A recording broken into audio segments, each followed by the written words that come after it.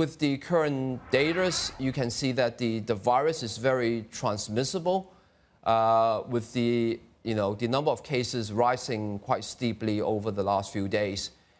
So we will have to wait to see whether the measures being put on, blocking all the transportation out of Wuhan, and seeing whether these measures will help to slow down the transmission.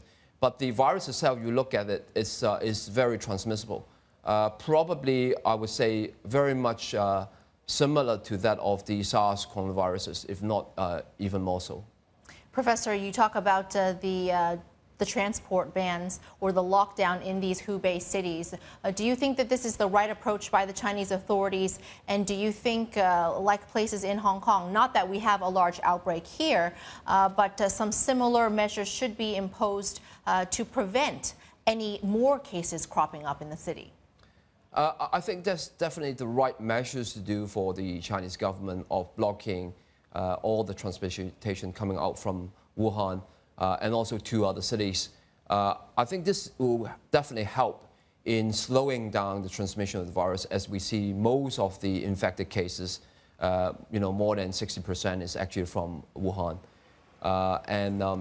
Hopefully we won't see other, similar situation in other cities in China.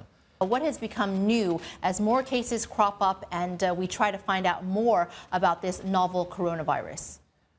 From the current data, we can see that if you compare to the SARS coronavirus, we know that from the genetic makeup or the phylogenetic tree, we know that there are 80% similarity between the novel coronavirus with the SARS coronavirus.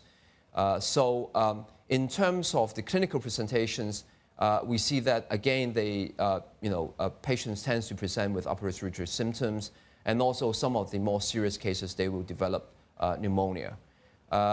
In terms of the severity, current data suggests it's probably not as severe as SARS in terms of the current mortality rate. But again, we have to wait for more data to come through before we can confirm that.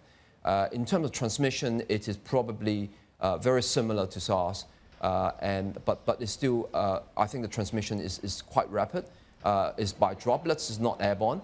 And currently, we are not seeing any so-called super spreaders from the current evidence. But again, we have to wait for more data to come through. Do we know how resilient the virus is to vaccines at this point in time? In terms of vaccine, I think, again, we have to wait, because developing a vaccine will take a few years before we can do that.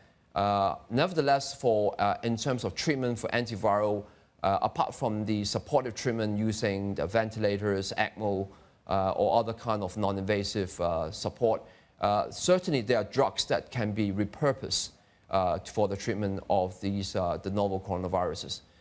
Probably from research that we have completed on previous SARS patients in terms of things like protease inhibitors or probably interferon may have some action against the novel coronaviruses. Hey everybody, it's Hadley Gamble from our new CNBC Middle East Bureau in Abu Dhabi. Thanks for stopping by. Now to watch more, you can try one of the videos that just popped up on your screen. And don't forget to subscribe.